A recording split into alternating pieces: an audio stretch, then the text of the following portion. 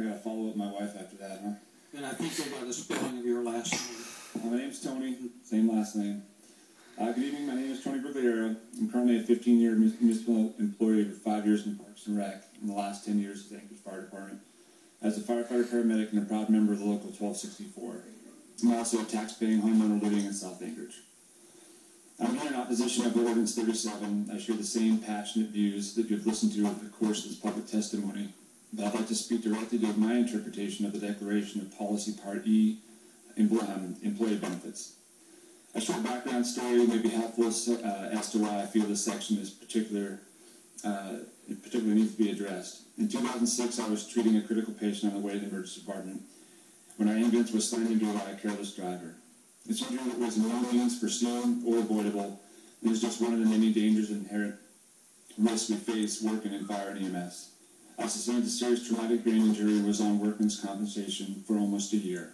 It took an additional year to reintegrate me through on-the-job training before I was back to providing the same level of care to the public as before my injury. I basically had to relearn how to do my job because my cognitive deficits caused by this accident from my brain injury. The way benefits are currently structured in the collective bargaining agreement between the city and the IAFF made it possible for me to recover from my injuries while continuing to be able to provide for my family. Under our bargaining agreement, the city has agreed to help cover up to 90% of my current pay wage at the time of my actual accident. I can tell you from my experience that even a 10% decrease in my family's income made for difficulties in providing for my family, making our mortgage payment, and paying our bills.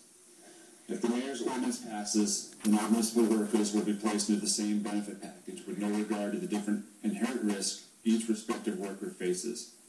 If this had been the case when I was injured, I could potentially have lost my home, not to mention the ability to provide for my family. I believe that the current benefit guaranteed by workman's compensation is 60% of our pay at the time of an injury that is sustained. A 40% reduction in income due to an on-the-job injury would be financially crippling to employees, especially in occupations where injuries are more often major and require many months of therapy or treatment to return to work. Standardizing benefits is like trying to place a square peg in a round hole. One size does not fit all. Standardizing benefits does not account for the unknown, unregulated, and dangerous environment that we are asked to protect our citizens from.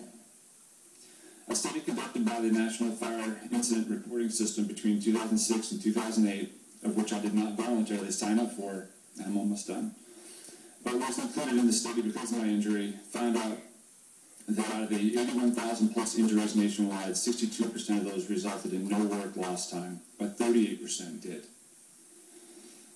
It is inevitable that public safety workers have a higher chance of getting hurt, and that at times these injuries will result in lost time. As a firefighter and a paramedic, I am not allowed to come back to my position unless I can perform all the job duties that will allow me to provide safety to the public and my crew. Chief Judge Doug Schrage instilled in us that as our profession as firefighters, that we risk nothing to save nothing. We risk a little to save a little, and we risk all to save a life. Anyone who finds himself in a life or death situation would expect nothing less from us.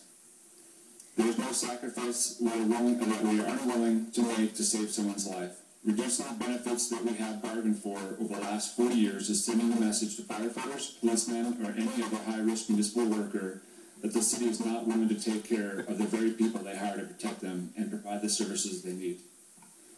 When second counts in protecting the public, the last thing we need emergency responders thinking about is the uncertainty that should something go wrong, our families and our own welfare may not be taken care of.